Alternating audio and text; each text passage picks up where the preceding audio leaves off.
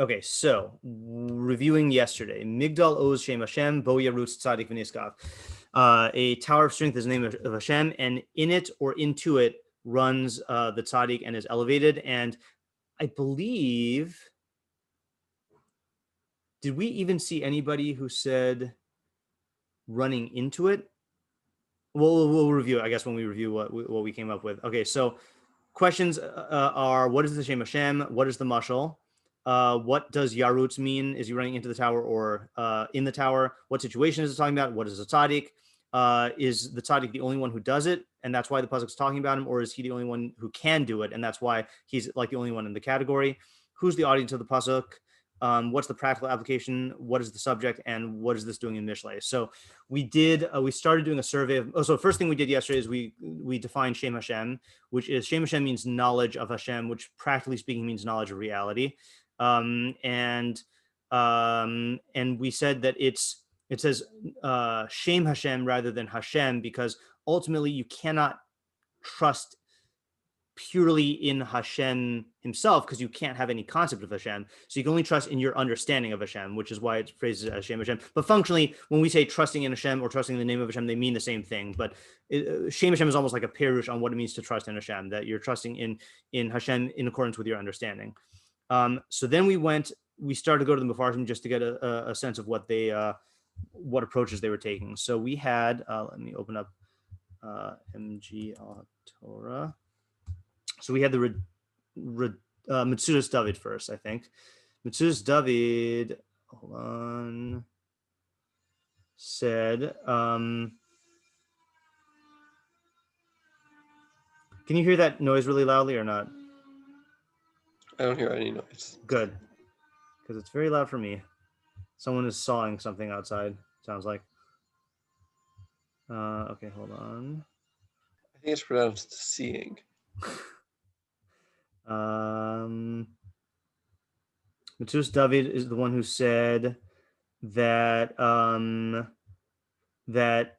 so he's strengthened in it, but then the Yarutz part was the chiddush, which is that ordinarily if you go into a tower, then it's a downside, because on the one hand you get protected, but on the other hand you're confined. But the tzadik takes refuge in the Shem Hashem, and that allows him to run and be strengthened. So that is one thing we did. Then we did the Radak, who said that it's talking about trust in Hashem, and that you should not trust in man, because man is finite and his existence is conditional, and he might not be here the next day. But with Hashem, then he's reliable. He's a solid foundation. And did he say the thing about the weakening? No, that was the Rabag. Then we did the Rabag. Rabag said that it's about Hashgacha Pratis, and that the more you understand of the Shem Hashem, then the more you're under Hashgacha Pratis, and that will save you from things that would have befallen you, and it will help you to achieve success in a better way than you would have if you tried like seeking your own means. And then he said that ordinarily when you run, you get worn out and you become weaker, but when the tzaddik runs in the trust of Hashem, then he's strengthened. Okay. Last one I want to do, and then we can try figuring out on our own, is Rabbeinu Yonah, and he gives a whole discourse here. He gives several possibilities, so we'll see where this leads us. Migdal O Shem Hashem. So he says, Yivashea min ha'adam min hatzara. So the person will be saved from distress. Oh, so this is another point that we made before, that the Rabag. Was the Rabag? Someone made the point that we read yesterday that when you're in distress, then you will be hold on. What was this? I thought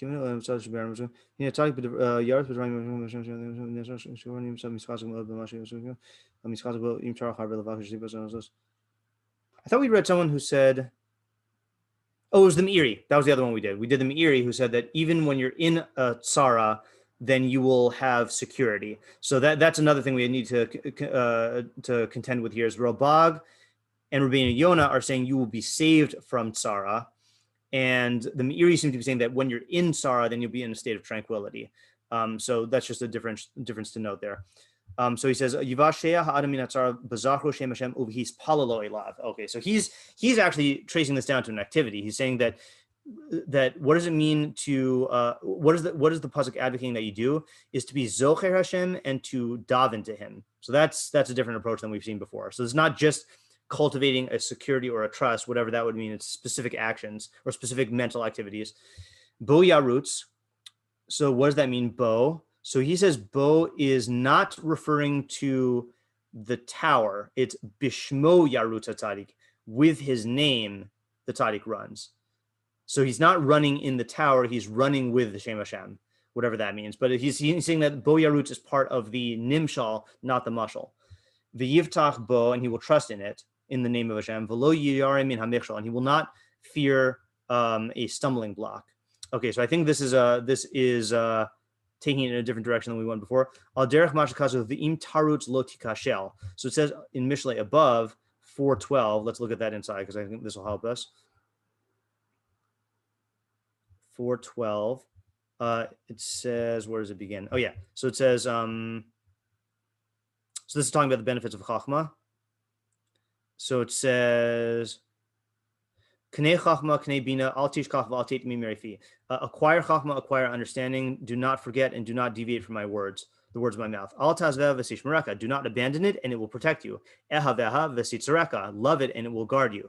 Reishis chachma, knei chachma, v'chol kinyancha, knei bina. The beginning of wisdom is to acquire wisdom, and in all of your acquisitions acquire understanding. Sal saleha usaromameka. Smooth it out, caress it, and it will uplift you. Tchabetecha. If you honor it, kisa chabakena, it will hug you. Titain laroshka leviaschein ateres tiferes to magneka. Make it as a garland of grace for your head, and a crown of splendor it will shield you. Shema b'ni v'kacham arai v'yirbu l'cha shnos chaim. Listen, my son, and take my statements, and they will add years to your life.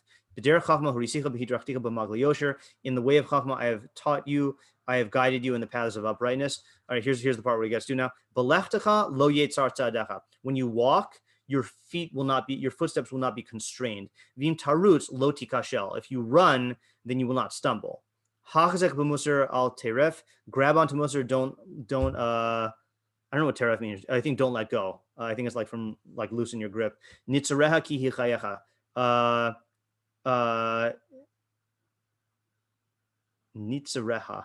I don't know if that means guard it or it will guard you because it is your life. Anyway, but the point he was referring to here is the running and not stumbling. That's the mashal here. Is he's saying an ordinary person when he runs might stumble, but if you're running with the Shem Hashem, you don't have to worry about stumbling. He actually says that. The derech mashal, the allegory is ki kasher yarutz adam lo yitav liros im yesh michshol baderech.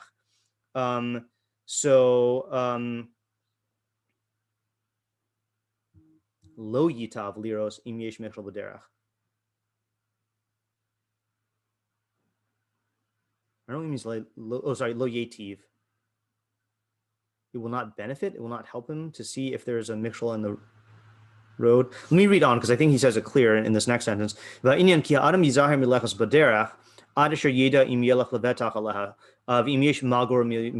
a person in general will refrain from going on a path until he knows that he could walk on it securely, and until he knows whether there is any cause for fear in the surroundings. But tzadik, whereas the tzadik nachon libo batuach b'Hashem, so his mind or his heart will be secure with Hashem, kilot te'une elav ra'a, because he knows that no bad occurrence will befall him. V'im yifka'ehu pega yinatal mimenu, and if he does encounter something bad, then he will be saved. So I guess he's slightly modifying what he said earlier about yivasheh min hatzara. It does not mean all the time. It either means you'll be saved from it, or it means that if you encounter it, then you'll be saved. V'niskav is no nivashea mikol tzara. He'll be or nosha. He'll be saved from every catastrophe or trouble. One who trusts in Hashem will be uplifted. That's in Tehillim. God will answer you on the day of your tzara. He will lift you. Yomar lo. I'm not sure which one it is. So it says that one who trusts in Hashem will be called a tzadik, or will be referred to as a tzadik. I think that was one of these Ya'amer lo, because trust is one of the highest levels in the midah of yira. Vashenis ki mi sheyesh lo avonos yesh lo lefached me avonosav. Someone who has iniquities, someone who has sins, should be afraid of his avonos. Uksiv yirei Hashem batchu ba. Those who fear Hashem will trust in it. I don't know what the it is, or unless that's Bashem. Okay,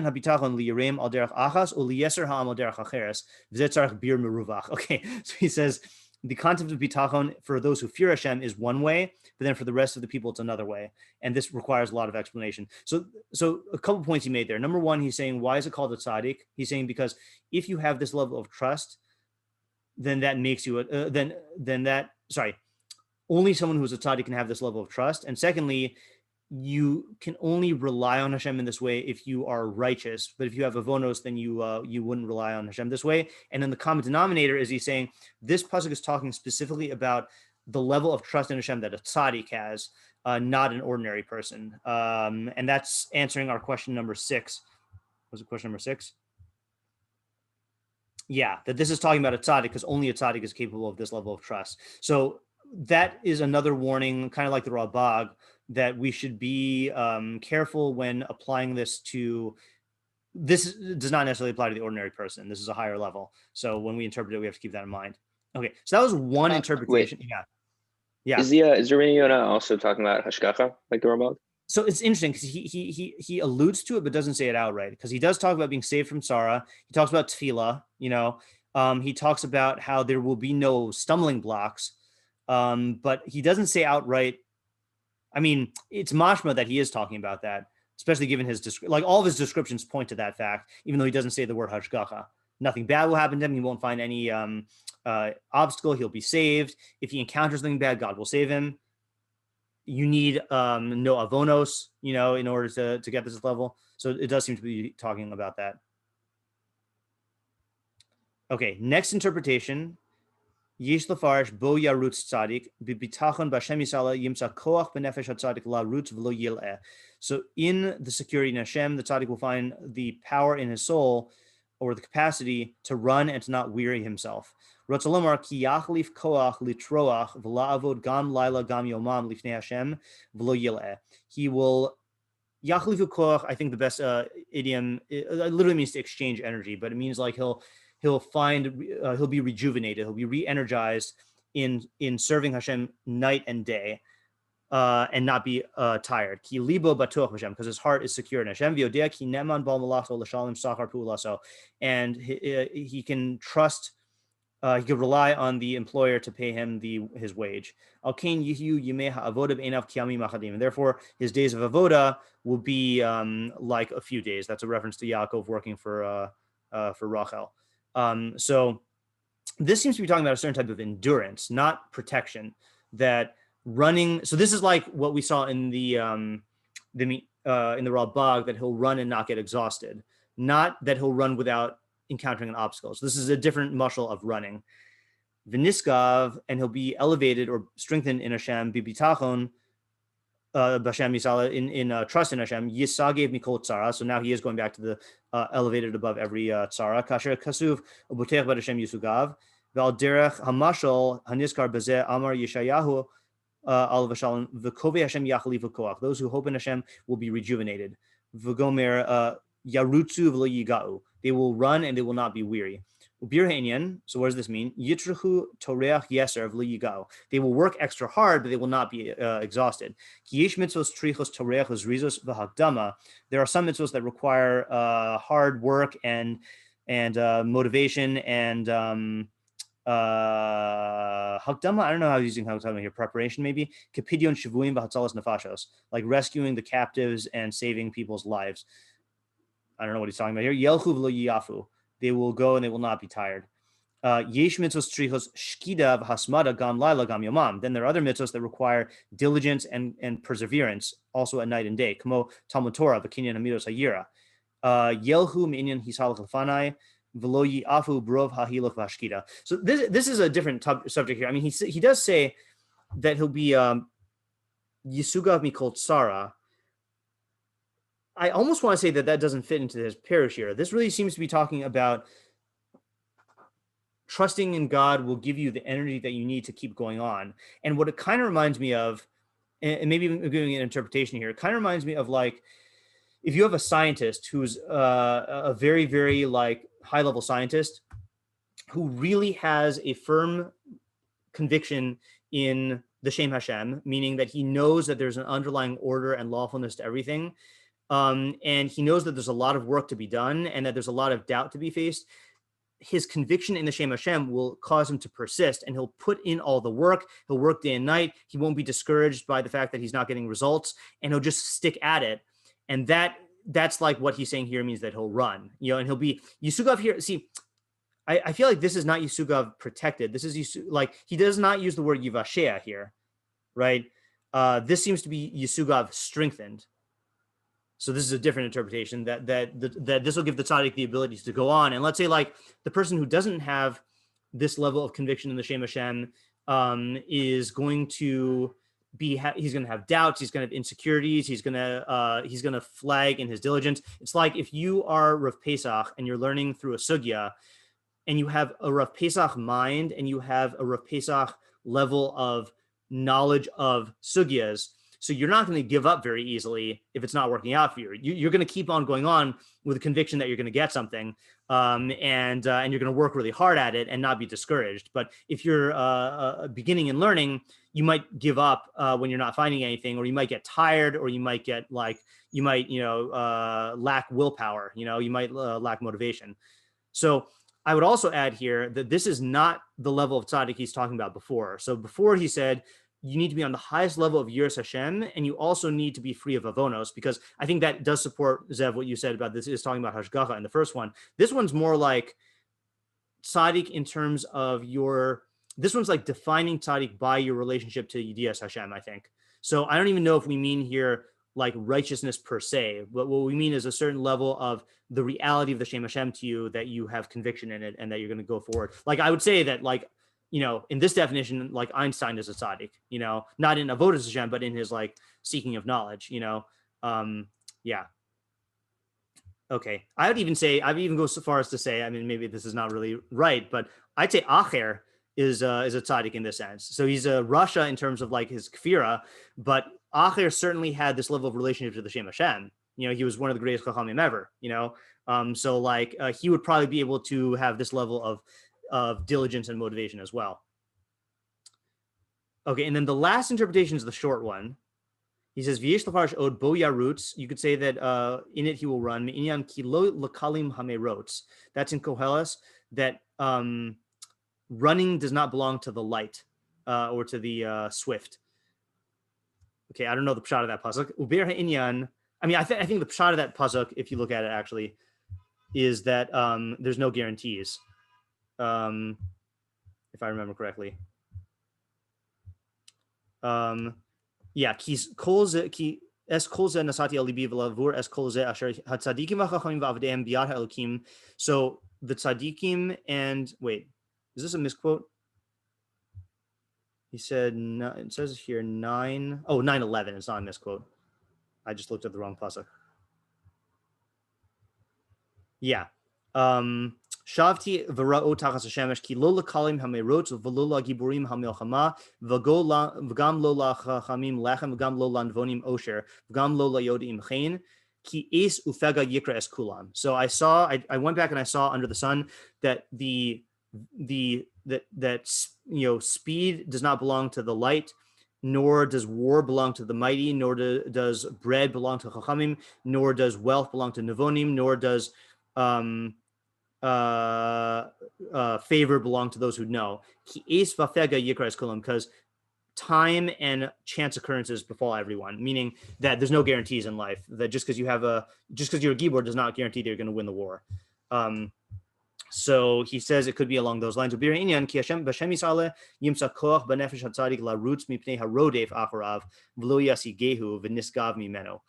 know what he means there. That one who that Hashem will, I think this is yimate koach b'nefesh tzaddik. He will produce strength in the soul of the tzaddik to run, to run away from the one who pursues him.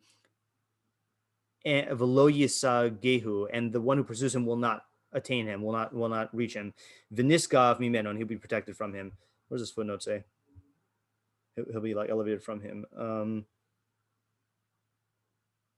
Oh, he just refers to someone else. Okay. Yeah, I'm not sure what he's getting at there.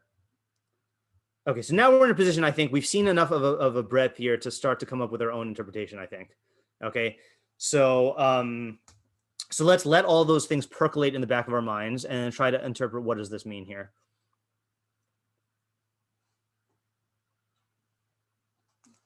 Which one rings true to you or appeals to you intuitively?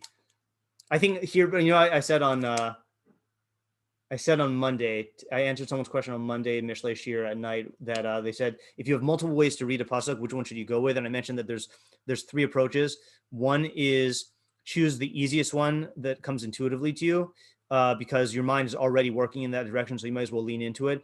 Then there's Rabbi Moskowitz's approach, which is choose the most difficult interpretation and try to get that because it's more fun. And also it'll break you out of your intuition. And then the third approach is to not commit to any one, but just let your mind go, and then you'll find like your intuition will be drawn to one, you know, like don't try to force it. But yeah, so here I would not advocate Rabbi Moskowitz's approach because I think the puzzle is difficult enough as it is, and so we'll be lucky if we get any scrap of bread.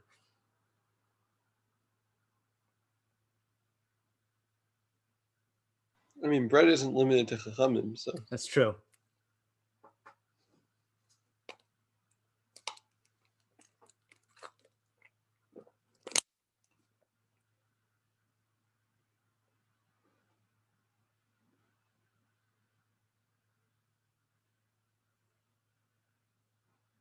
So one thing that I'm remembering now, that when Ken and I were learning this over the summer, then we were when we were doing Matsuda's David's approach, that let me go back to it again.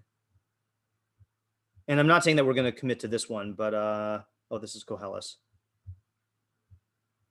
Mishlei 18, Matsuda's David.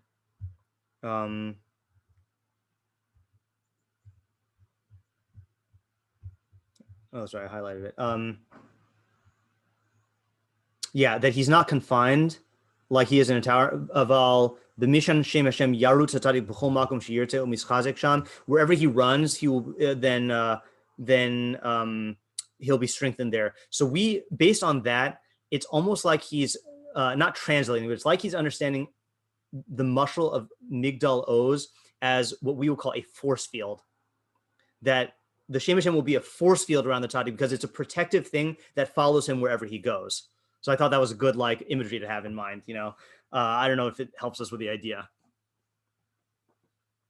I mean, I'll tell you where my intuition wants to go, not as an idea, but just as an approach to take. I personally am not inclined towards the Hashgacha Pratis approach because I feel like what Mishleic idea are we going to learn from that? Like we know from the Torah already that if you get Yedias Hashem, then the more Yedias Hashem you have, the more you fall under the Hashgacha. And look, I mean, maybe I'm just selfish, but that's not really where I'm at right now. Like, I don't think I'm at the level to be protected from, from bad things, from all bad things because of my level of hashgacha and my freedom from avonos. So, like, in a purely self-interested way, I'd much rather go with a naturalistic explanation rather than a hashgacha explanation. Also, in terms of what Mishlei is doing, it doesn't sound like it's giving Psaim Arma or or like explaining Divrei Chachamim V'chidosam. Right. Yeah, I agree, and that's also where my intuition about the Tehillim thing coming from. If this appeared in Tehillim, I would have no problem. If David Melech said this, I would have no problem saying that this is about Hashgacha Pratis. But in Mishlei, I don't think that's the case. Maybe this would be a good time for me to go through my rudimentary definition of the difference between a tzadik and a chacham. How's that sound? Because I think I sense that is that's where it's at. Hold on here. I think I have a diagram. What's that comic? What was that? I said, what's that comic? What's that comic? There was a comic that was visible. I didn't see. So this, I believe, I went through in my Ishus Chayil Shir in Yeshiva, which was like, that's got to have been like 2 or 3 years ago already. Really, that long? Maybe. Oh, so in my Mishlei shiur, I used to do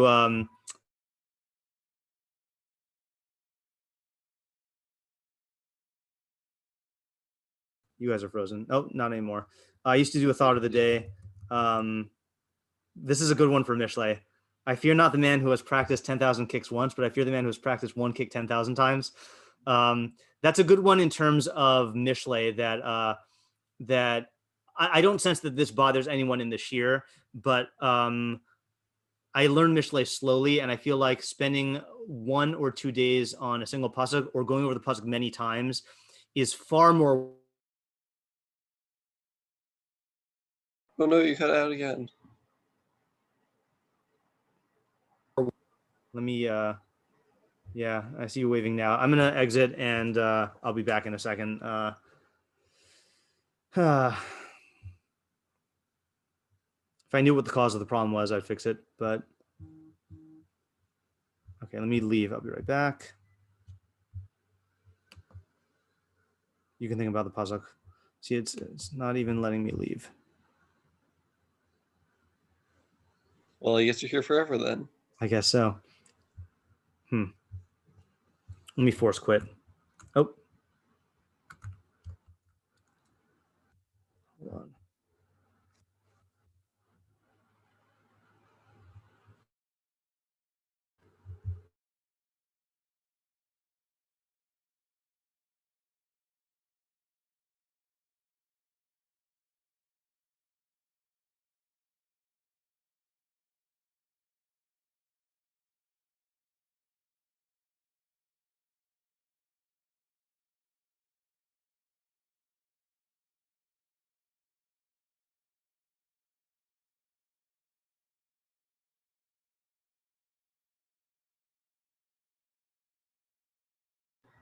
Just have some thinking.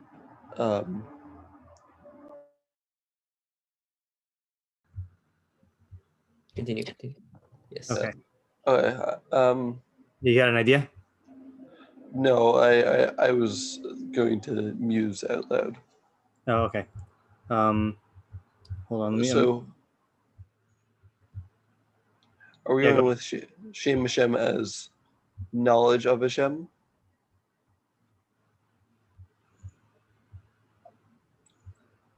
And if so, then like what does that like do for you? Like the practical like cause and effect. Okay, so I think maybe this will help explain that. Okay, so this is my current understanding of the Mishleic definition of tzadik. Okay, hold on. So you have the x-axis, which is short-term and long-term, and then you have the y-axis, which is a linear view versus a systemic view. Okay, well, I'll explain that in a second. Okay, so you've got the avil, who is whose perspective is only in the short term. He can only see the immediate pleasure and immediate pain, and he's only looking at it linearly, that A causes B. Okay, so that's where he falls out on the short-term, long-term thing. Okay, he focuses on A, which is the immediate, but not B, which is the long-term.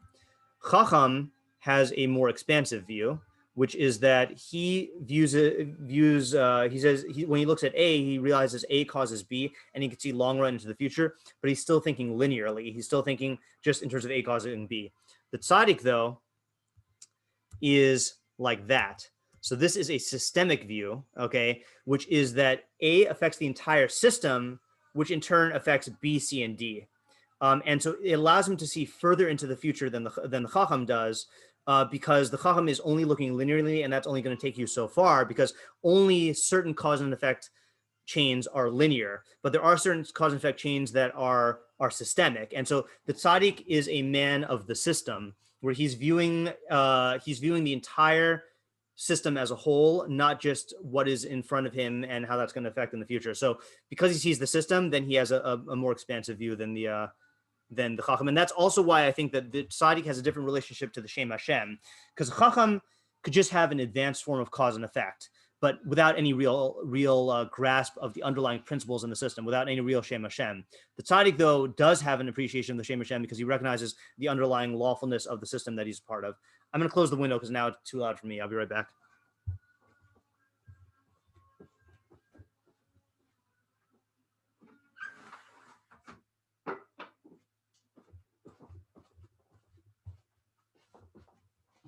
Okay, so does that make sense? I mean, it's going to take a while for this to have particular meaning because we've got to see a bunch of psukim that have this, but well, yeah, actually, when you were talking about it, it made me think of like different ways of like learning Gemara.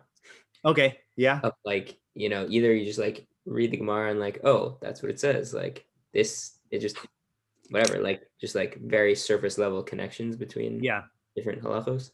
And then like there's another level where like you see, I mean, I don't know exactly what it's a little unclear, the chacham one, but like you have like, I don't know, there's like certain like you can like keep a lot of facts in your mind and like sort of like make kind of connections between different things, but you don't really have like a underlying svara.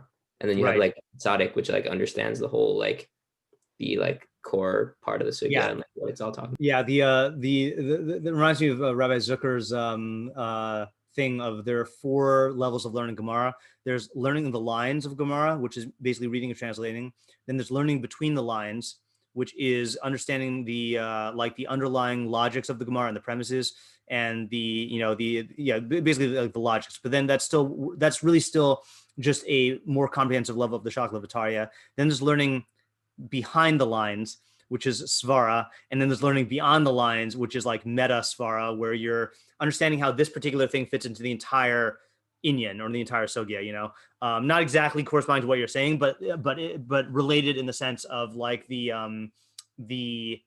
chacham is abstracting from the particulars, and that's like a certain rudimentary level of svara. But then the reason why this doesn't exactly fit is because there's really another category which this does not fit to. You're thinking of the continuum of chacham and navon, but this is chacham and tzadik. So navon has to do with your thinking level. Tzadik has to do with like your decisions more directly. Okay, so again, I'm not saying we have to use this definition, but that's where my intuition is coming from, and I felt like it'd be helpful to articulate that. So let's go back to our pasuk here. Did I close the word document? No, I didn't. Yeah.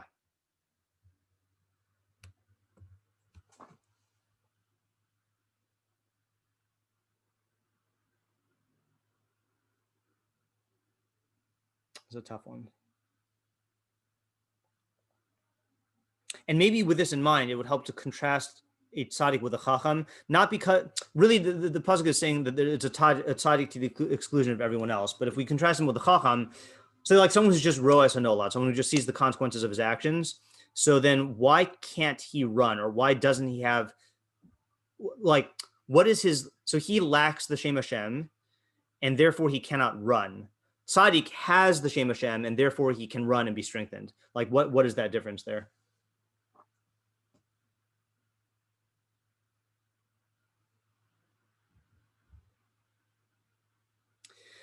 I'll tell you what I'm tempted to do, and you tell me if you're okay with this. Because this is Thursday, and because we're not scheduled to learn Mishlei tomorrow, and I don't want to drag this into next week, and because I'm having a difficult time with this, do you want to look at my 4-sentence summary that I did when I learned this over the summer, and then we'll work on understanding that, so at least we walk away with one clear idea? Or would you rather work on it on your own and not have, Personally, I'd rather do the 4-sentence summary. I'm having a really hard time not viewing this as like a Tehillim pasuk. Oh, okay. Yeah. All right. So Zev, what about you? Yeah, that sounds good. Okay. So let me go to ideas in Mishlei.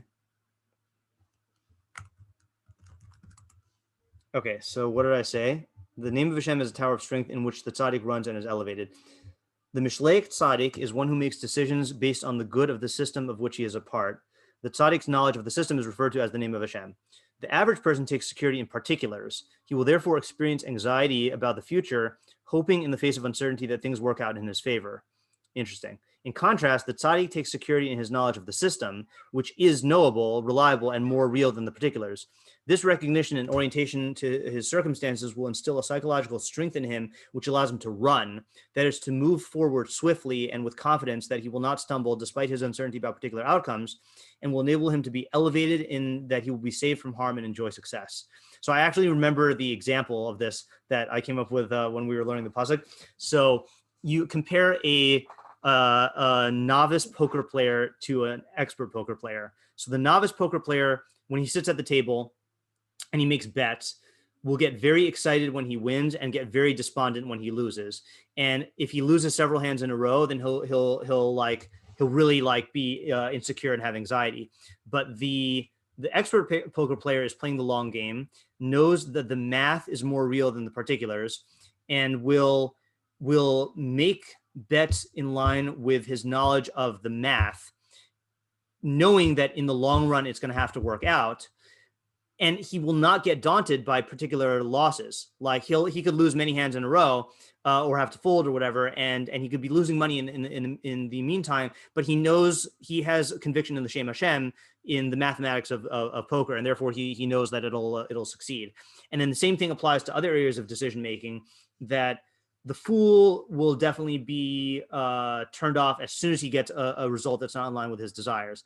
The chacham will look to the future, and that will give him a basis to make decisions. But he doesn't. It's not going to necessarily give him security, because he still is viewing it as this particular A leads to particular B. But the tzaddik has trust in the Shem Hashem, in the entire system, and he just really doesn't care about the particulars, because he knows that that the system as a whole will work out and is good. And he's also not. I mean, maybe this is going beyond the pasuk. I was going to say he's not concerned about the particular in general, but I don't think the pasuk is focusing on that. The pasuk is focusing on the fact that as long as he knows that the system itself is good, then he'll work out. Like, I'll give you another example. Okay. Sorry, can we see your force and summary on the screen? Oh, it's not there. Sorry. No. What am I sharing then? The pasuk and our questions. Oh, okay.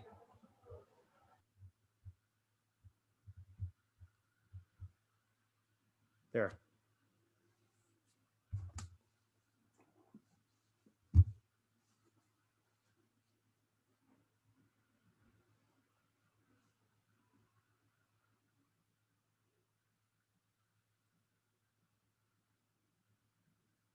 So another example of this is like I belong to a couple of keto diet forums and like intermittent fasting forums and on Facebook, and you get these people who are new to the process or new to the diet, and they will they'll weigh themselves every day, and they'll freak out if like suddenly they find that they gained a little weight or that they're not losing weight, you know.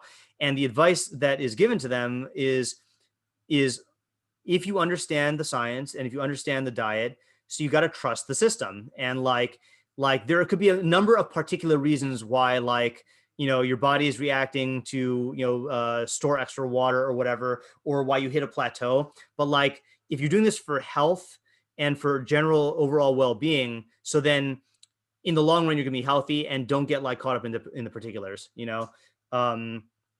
Or if you're a general in war and you know that a certain situation requires a certain strategy, and you've read countless examples of where generals have implemented the strategy and found success, then even if it looks like it's not going to work, that anxiety is not going to be there. I mean, obviously you'll have a realistic assessment of the probability, but you'll trust in the system of war strategy, and you'll know that that even though the particulars don't point to success here, then you can rely on that for then the system is reliable.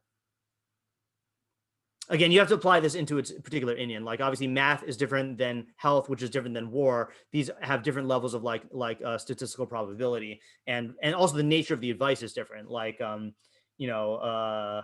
math, you're not dealing with advice, you're dealing with like actual probability, and actual principles. Whereas in health, there's a lot of unknown facts about the body, but that's that. Can you just quickly explain like how the Shem Hashem refers to that?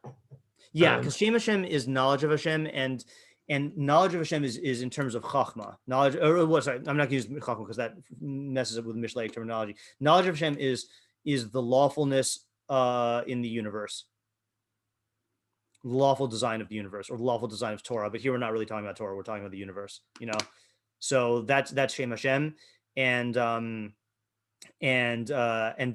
marks the difference between the tzadik and the chacham, because the tzadik has a grasp of Shem Hashem. Chacham doesn't necessarily. The chacham just knows that this action here causes this long-term consequence.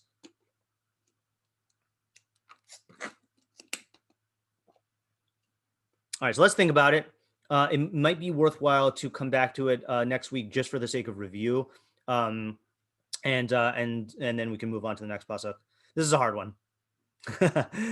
Wait, yeah. Yeah. No, Isaac, go. It kind of sounds like this is just like defining a tzadik. No, because this is talking about the fact that he draws strength and security from his knowledge. Oh, that's I see. That's the point. Yeah. Okay, fine. And that's the point of the puzzle. That's also why I'm calling it the puzzle, the Mishleic tzadik security. Mm-hmm. And I think this also, look, it's two things. It's psychological security because he's not plagued by the anxieties, but it also affects his ability to move forward. It allows him to run. Again, the poker player who gets discouraged because he lost this game will not continue in the game, because he doesn't want to lose again.